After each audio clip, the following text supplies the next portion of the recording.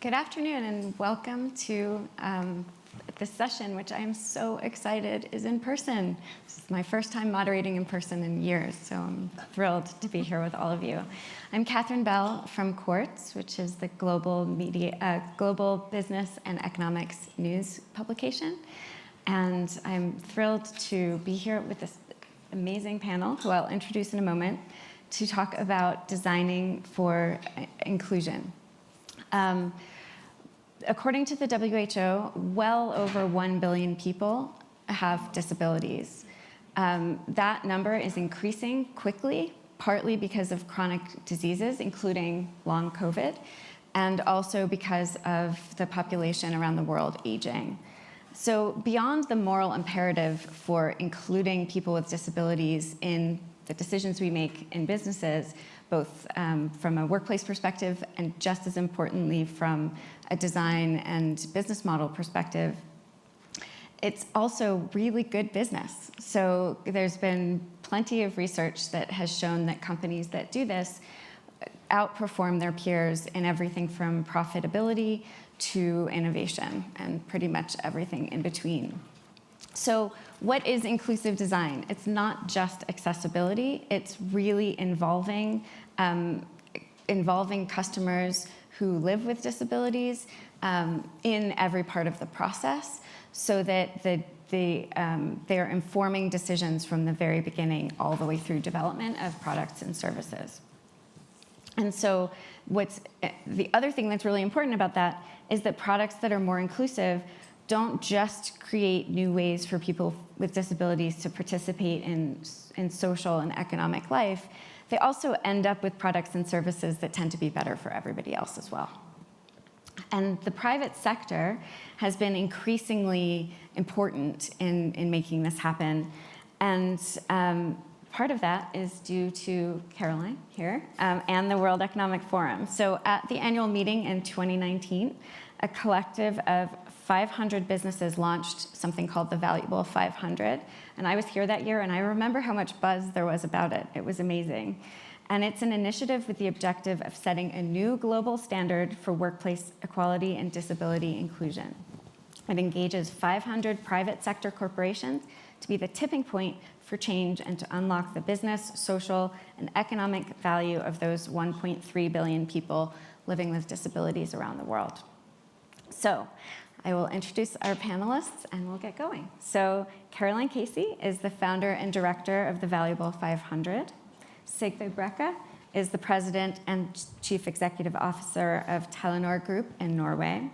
Ellen Shook is the chief leadership and human resources officer of Accenture, based in the UK. And David Kenny is the CEO of Nielsen, based, I believe, in the same building as me in New York City. That's correct. 675, 67. So thank you all so much for being here. Just a quick reminder, if you are going to tweet about this panel, which please do if you are moved to do so, use the hashtag WEF22. And there will be a Q&A after the session. And so please, please, please ask questions. All right, so first, we are going to go to you, Sigve. I would love to know, based on your experience, what are the most important steps that companies need to take to ensure that they are designing and developing really technically accessible and inclusive products and services? Yeah, thanks for joining this panel, and thanks for the question. Let me just start with a couple of numbers. My company, we are operating across Europe, across the Nordics and Asia, 170 million customers. But I'm also representing the GSMA board, which is an association of all mobile companies in the world, counting for 5 billion customers. So the first step is to acknowledge the issue. In the GSMA association, we have started to look at what can we do. We have then, together with sponsors, starting to look at different programs where we can sponsor and develop different types of services and products to help on this. We did in Terranor, we did a study ourselves. We are operating in Bangladesh as one of the countries where we are in. And we found out that 80% of our 85 million customers are not, also 80% of the ones with a disability are not using smartphones. They are using the feature phones also to talk, but they are not able to get access to internet and smartphones. So we started just to acknowledge what this is and started to do with some numbers. And then we have started to roll out services. I think I've used my 2 minutes now, so I come back to what those services are. Okay, that sounds good. Great. So Ellen, can you talk about why disability inclusion and inclusive design is so important to you at Accenture? Why it's a business imperative? Sure, absolutely. Let me start also by thanking you for having me on the panel and telling you about Accenture. So we're an organization of 700,000 people serving clients all over the world. And so there are really two things that I'll talk about why it's a business imperative. And first is about the talent markets today. And the second is about all of the things that organizations need to do to really be inclusive. First, on the talent markets. The talent market has been unprecedentedly tight all over the world and in flux today. And with 1.3 billion people with disabilities, it's a talent market that cannot be overlooked. And last year, we welcomed, we grew our workforce by 100,000 people, and it would be a mistake not to include people with disabilities in our accessing new talent. And so that became really a mission for us. And let me just give you an example of something that we do. We have a program in India. We have 300,000 people in India, and we have a program in India that is a special internship program to attract people with disability.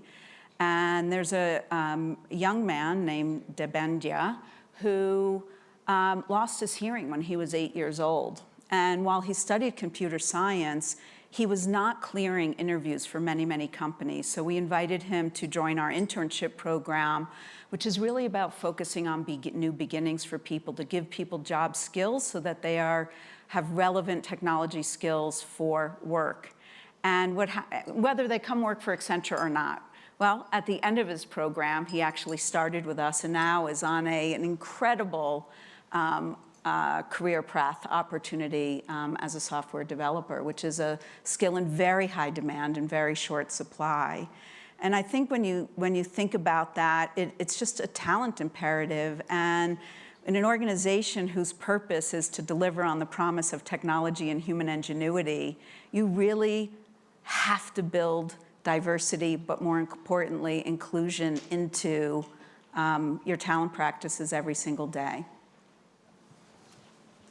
That's great. And so last but not least, David, can you talk about the steps your organization is taking and sort of how that plays out in your industry? Sure. So let me start with the industry. So we serve the media industry globally. So it's a $1.5 trillion business serving 7.9 billion people. And here's there's a lot of innovation, new tech, new ways to get media. But there's only 7.9 billion people. It kind of grows around 1% a year. Mature markets, 0.2%. All the tech in all the world at Meta, Facebook, Google, none of it created 1 minute of time. There's still 24 hours a day. So our job is simply to measure the share of 24 hours times 7.9 billion people. How does that work? So you got to get everybody. And it's brutally competitive with all the new ways to reach people. So people use us to figure out how to win. If you're missing 1 billion out of 8, that's a bit of a problem. So I don't believe you can compete in media without doing that. And so we do a lot to measure everyone and see what media they're accepting. And we also measure whether they're seen on the screen. I would say films have made progress, television programming not so much. Some countries are better than others. So we focused on it. I would say, so that's external. But in order to serve that market, you've also got to make sure your own population has people who are loud and proud about their disabilities. And so we formed a group called ADEPT, which is abled and disabled employees partnering together. Our biggest group is the women's group. It's the second biggest group, and it's the fastest growing. The biggest thing that caused that was when we said disabilities are not just ones you see, they're ones that are hidden. And the group got very focused on mental illness. They got very focused on the stigma around that. Their colleagues in the LGBTQ community said, you are never going to fix this unless you're out. We learned this the hard way. So we ran a campaign internally to have all employees tell the story about mental illness for themselves. Well, actually disabilities. It was all disabilities, but mental illness was 80% of it. For yourself or in your family, a third of the people who work at our company wrote a blog post. It changed the dynamic completely. This in turn changed our product to make sure that mental illness is also shown as a serious issue and something people live with and work with every day. And so it's changed the way we do the ratings as well. Can I give you just a couple of examples of how, just to build on that, how innovating around the future of work really can be transformative, not just for your own company, but for others. I'm a big believer in collaboration. So we're a very big Microsoft Teams customer. And with 700,000 people at any given time, there are hundreds of thousands of Accenture people on Microsoft Teams. And so we work with Microsoft to have our people give feedback. So our disability ERG works directly with Microsoft and provided things that became live captioning on Microsoft Teams, new themes that have the right color scheme so people can see on Microsoft Teams together. They work with Microsoft Mesh to help inform the important aspects of the metaverse, because on the metaverse continuum now, the designing from the beginning is really what's going to be a game changer to include people in this very important future of work. And finally, I'll just say that recently, we had a session with our disability ERG to get very specific feedback to Microsoft about the metaverse. And a woman named Emma, who lives with one arm, chooses not to wear a prosthetic device. But an avatar in the metaverse doesn't have that choice. You can either have two arms or one arm and a prosthetic arm. And she was very clear that she chooses to live the way she lives, and she'd like to be able to show up as her authentic self. And without giving people a voice and including them in the process, those things would not actually happen. So I think this whole concept of including your people and changing the world from the inside out is really powerful. I think that point of inclusive design being dependent on having an inclusive workforce is incredibly important, and I'm sure we'll get back to that. Okay, so Caroline, what I want you to do is give us the big picture. So we've been talking about individual companies and industries. Where do things stand across the private sector? And give us a sense of that. And then the other thing I'd love for you to talk about before we get into other topics is, I know you've been thinking a lot about the CEO's role in all of this. So, well, firstly, it's fantastic to be here and an act of inclusion to everybody online. I'm just going to do a bit of an audio description. I'm an Irish white woman with blonde hair and a ludicrously pink suit today. It's fantastic to be back. And actually, I'm just going to, where's the state of the world in inclusive design? This would not have happened 5 years ago. We launched the Valuable 500 for this iconic search to find 500 companies and their CEOs, with Peter Grauer out there in the audience, with Accenture by our side as well, with Julie Sweet. And where we have to remember is how far we've come. We have an awful long way to go, but this is a continuity of building and building and building. I also want to refer to the GSMAs. So we had the very first main stage session on accessibility in February with Google and Microsoft and Apple talking together. So that point, Ellen, about collaboration and the importance of that. So that's exciting. Now, on the not so great side, in our FTSE companies, a piece of Tortoise research said a third of our FTSE 100 still do not have accessible websites. I mean, how is that possible? And the importance of when you see the connection to the CEO. Here they are. Leaders make choices. Those choices create culture in the shadow and the light of a leader. If a leader is not willing to be accountable and have the intention, you don't have to know it all, but willing to go that journey, nothing will happen.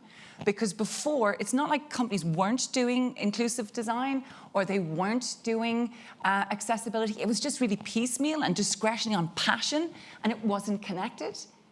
And if there's one thing to make the case for, we're no longer talking about the case for inclusive design. Because on the other side of inclusive design is exclusion. And like, let's just think about that for a second. Why would you exclude customers who are worth 13 trillion out of your business and opportunities for insight and innovation? And the point of all is Steve Jobs, just for a second, mic drop. It was not something niche. It was that CEO, that founder who said, I want to create beautiful products for everyone. This isn't a disability conversation. This is inclusion by design for everyone, with pride.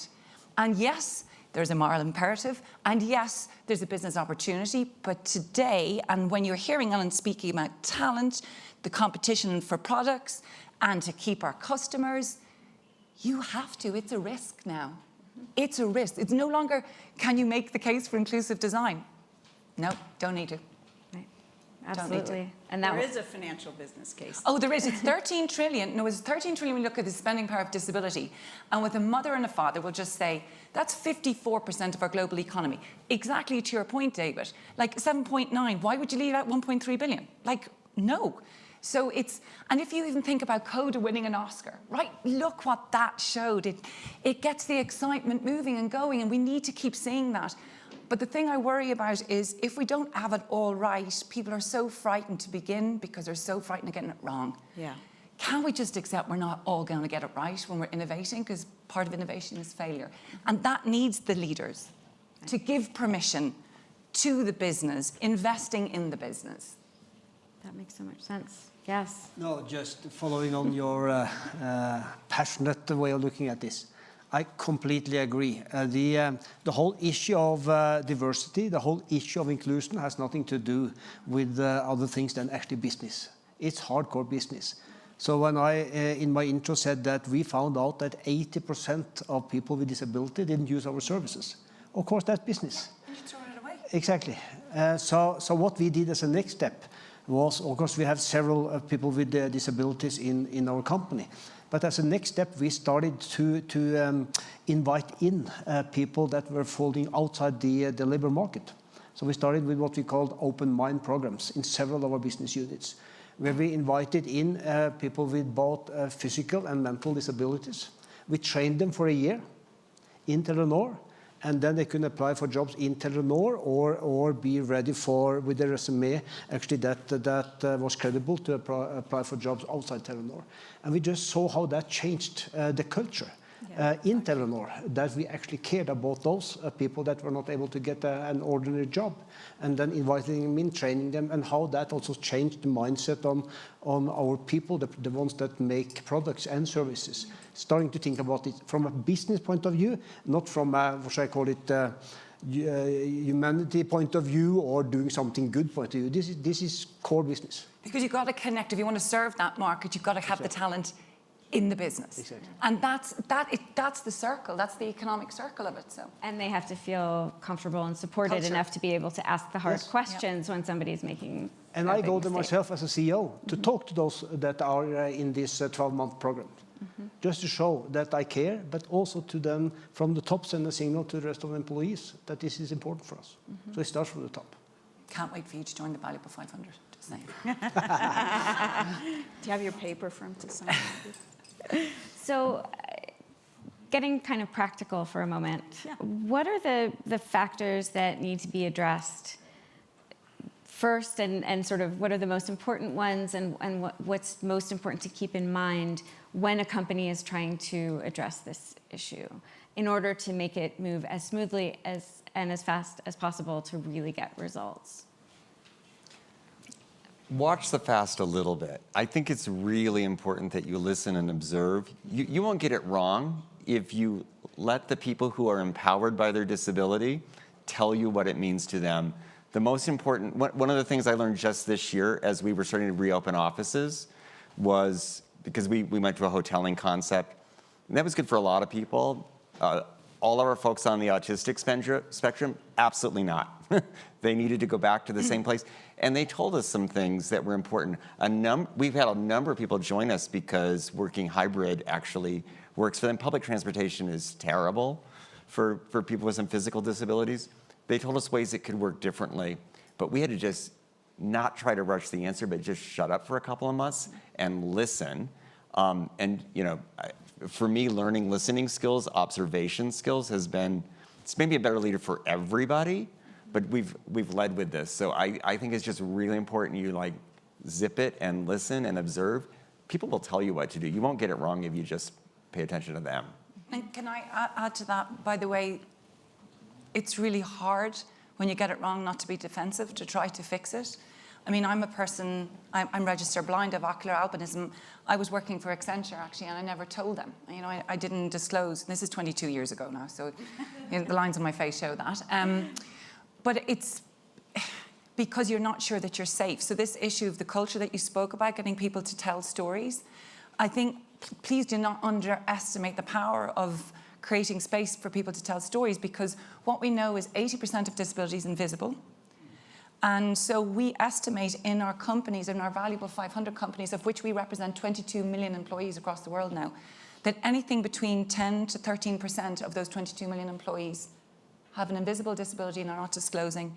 Now, how much intelligence is there right under our noses that we're not using to help inform the choices that you make as leaders in business? Well, and I think you go beyond the 1.3 billion. What I learned is the majority of the people in the world, majority of people at Nielsen, are connected to someone with a disability, including my own family. I've got a daughter who's got borderline personality disorder.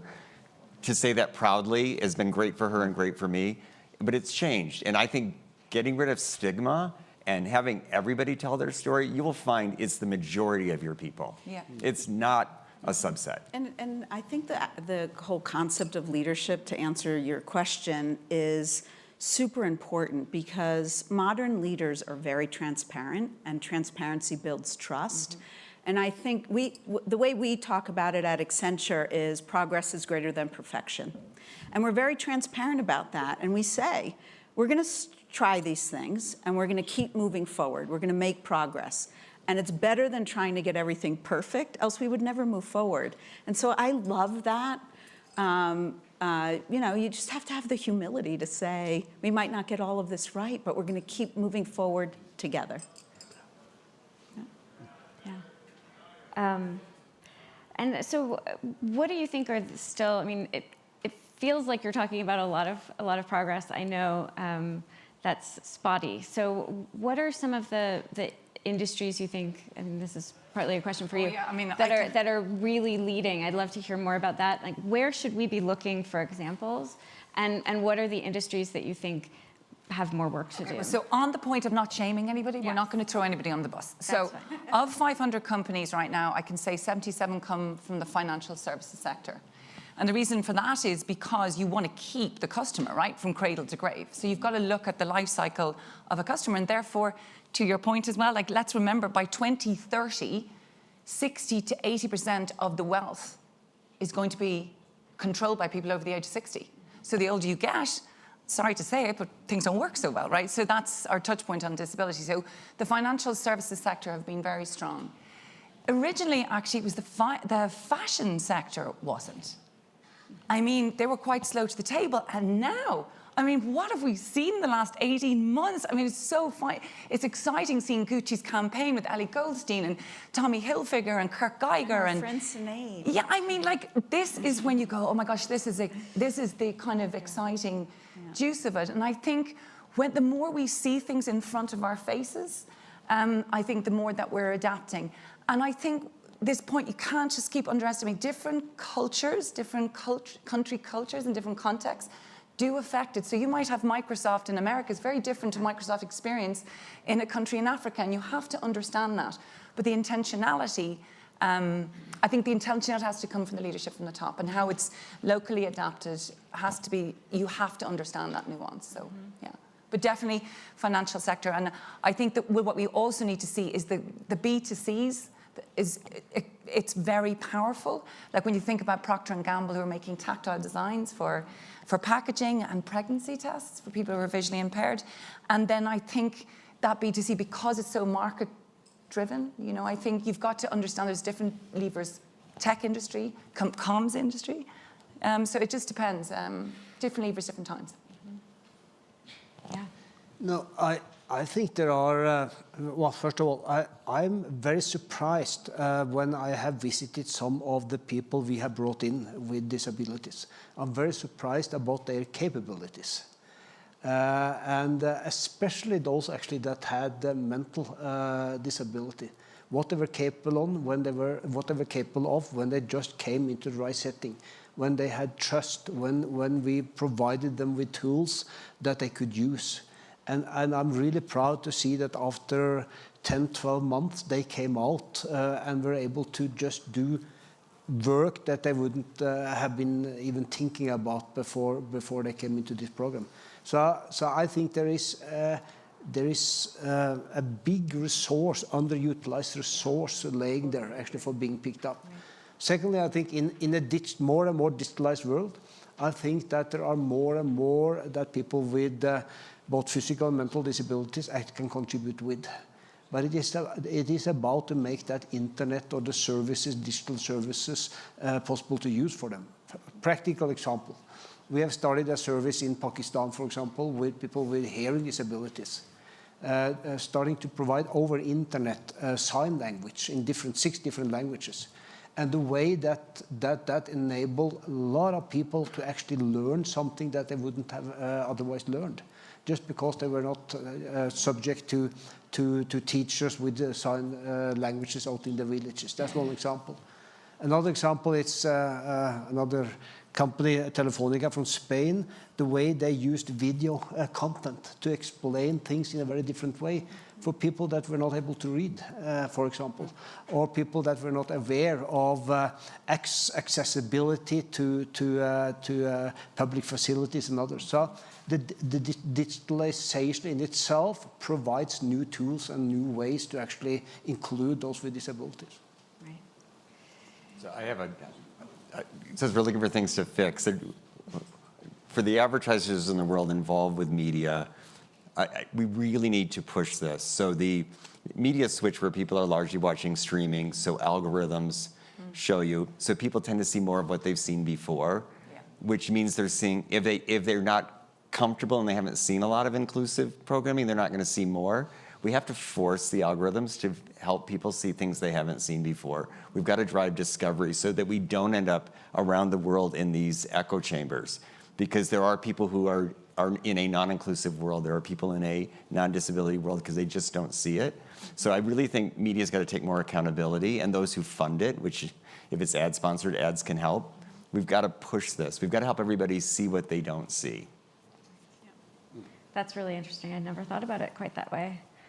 So staying on the challenge side, what do you think are the biggest challenges? I mean, we've made a sudden leap in progress, but there's still so much to do. What are the biggest challenges still facing inclusive design now? Well, I'll talk forever, so please give somebody else a talk. Well, from my perspective, the shift has to go from niche and the singular idea that it's for people with disabilities. Inclusive design means design for all. And we can't forget that exclusion costs. It financially costs, it morally costs, but it costs OECD countries 7%. And I still don't think that's landing. Exclusion is costing our societies in our heads and our hearts. And sometimes I think that when we think about inclusive design, it's discretion or it's passion-based. But let's remember, text messaging was designed for people who are hearing impaired, right? Or hard of hearing and deaf. And it's for everyone. And I think we need to look at this now as it's not an invitation, it's essential. And that needs to be driven from our leadership. And it really does, to be invested in it strategically, right across all the different functions of the business.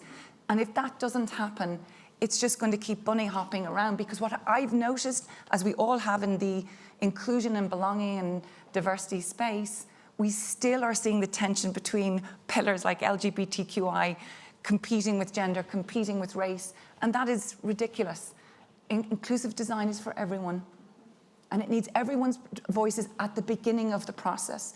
Inclusion by design baked in at the beginning of the process, not after and coming in and getting consultation, but right from the beginning.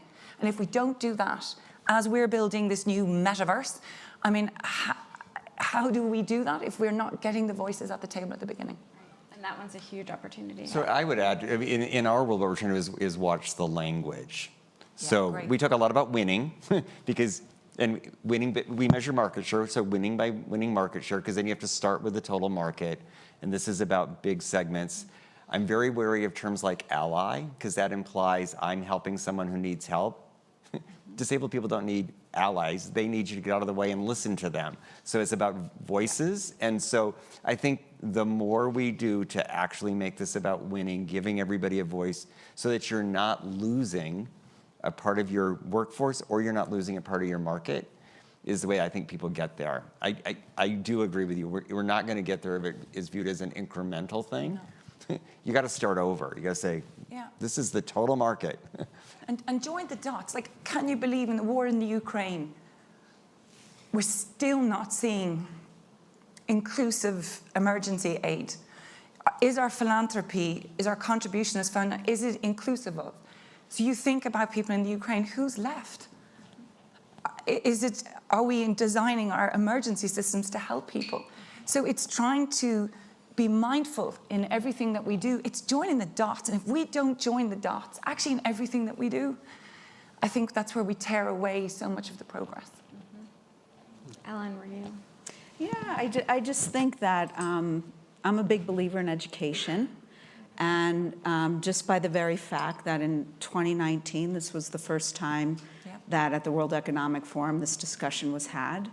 That on the main stage. Yep. And I think that there's a long way to go in educating people. One of the facts that came out of our research was that to fix a product to be inclusive after it's been designed costs 10,000 times more.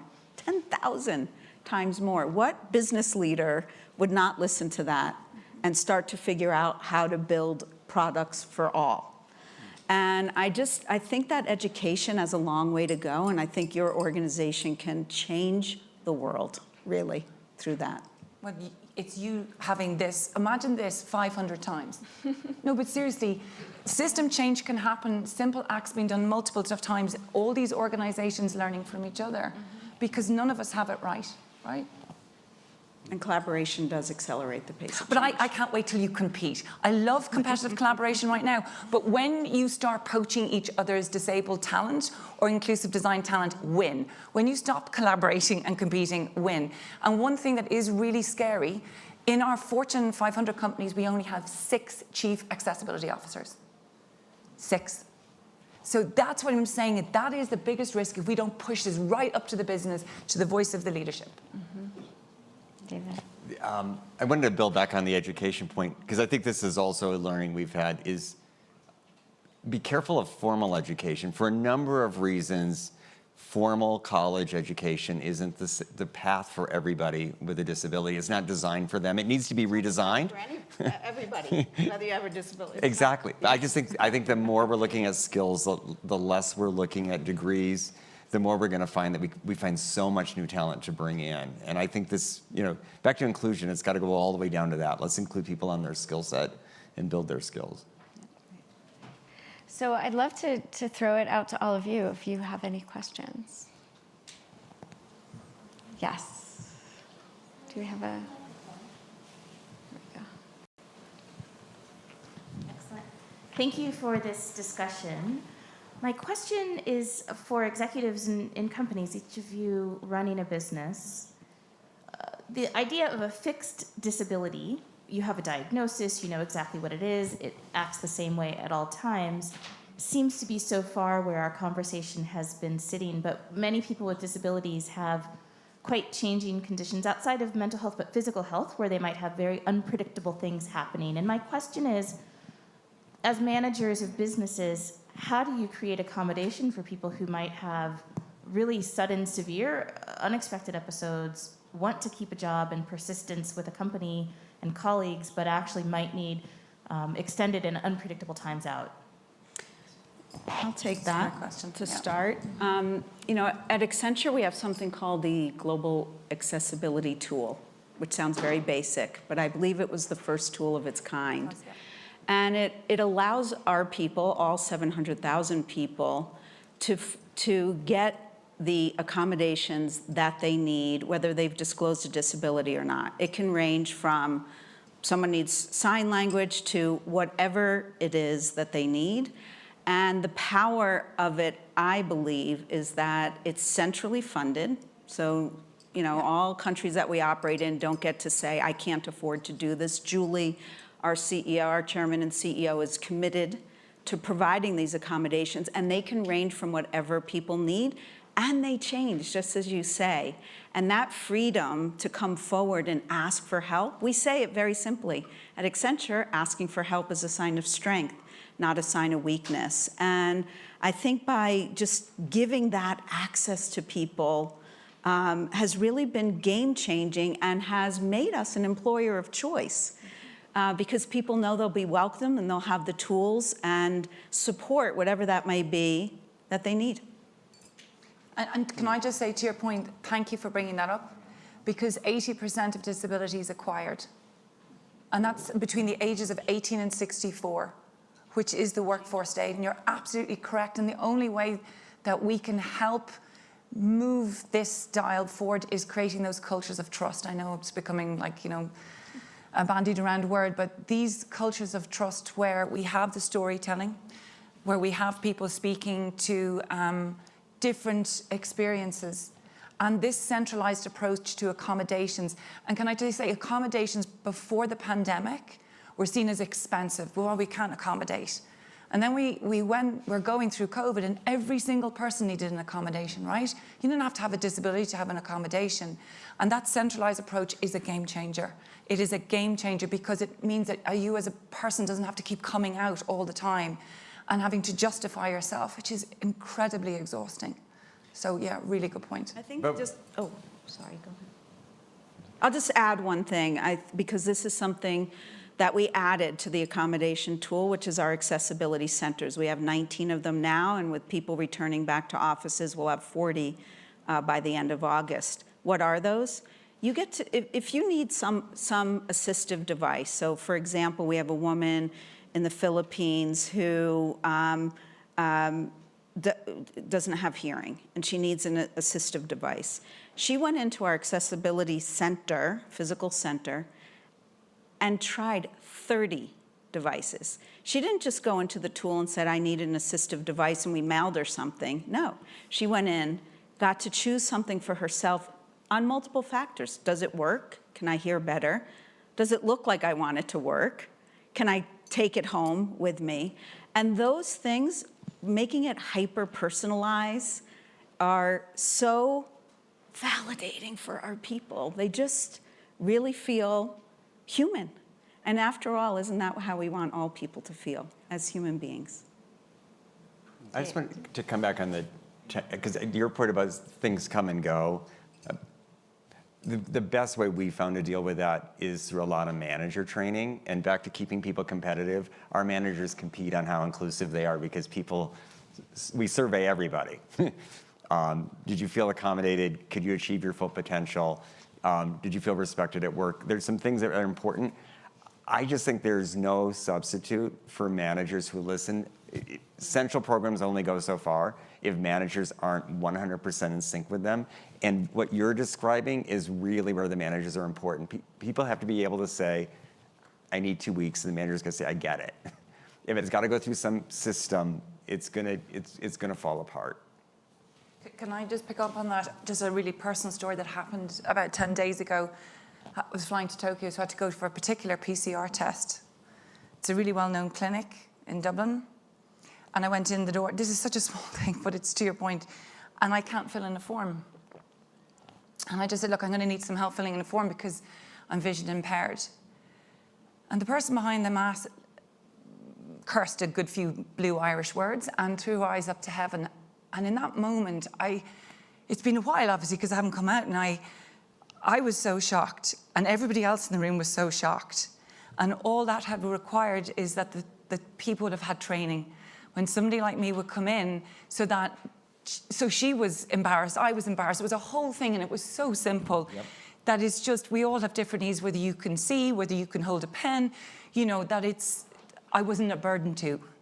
And that's the feeling that comes often with having to constantly advocate within a business. So yeah, training is huge. Actually, PCR tests are all very inaccessible anyway. I don't know anybody else between spitting and all the bits. Here. Shanti.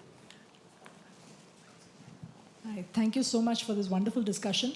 I must make a comment that Accenture has supported something which is designed for disability. And it has to do with a rural social networking platform called Enable Vani. And in fact, we run it in India, and it is on obviously using a simple phone. And so my question actually is that there are two things here. One is designing for disability, you may be doing it yourself, and whatever you've said, you're practicing it. Two areas, supply chain, everything that you take. I will tell you every single manufacturer. That's what you're doing, right, with Microsoft Teams. You know that they will listen to you, you know, and you're not going to procure it. So I just want to know more about how your supply chain and your procurement is inclusive. If not, if that can be in your policy, then everybody who is your vendor is going to design for disability. Point number one. And second is communities, which is what Accenture has done with us, right? You've supported communities by having a design for disability, and now 90%, you know, we have almost, you know, millions of calls on this rural platform, which is moderated, and a person with disability is solving another person's problem. And all you required was they use a simple phone, they just, you know, do an IVR, and you're done. So just if I could ask that question to everybody on supply chain and the community. Can I just give two examples to the second point? The first one is called CRISP. It's a tool. And we have a business in Accenture called Accenture Song. They do a lot of content.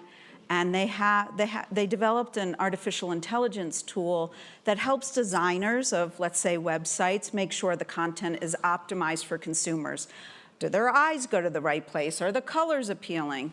But the most incredible thing that they did is they built into the artificial intelligence the YCAG standards, so that as the designers are designing these tools, these websites, because only 3% of the internet is accessible, they are feeding back to the designers in real time how to make the consumer websites accessible from the beginning. And they actually can adjust their designs in real time against all of the standards in YCAG. And if that isn't inclusive product development to create community around, I don't know what. And I'm just going to share one more example of a product because it's so heartwarming. And it's called VIME. And it stands for Visually Impaired Makeup Experience. And our lab, which does applied innovation, created an artificial intelligence mirror that helps women who live with blindness apply their makeup.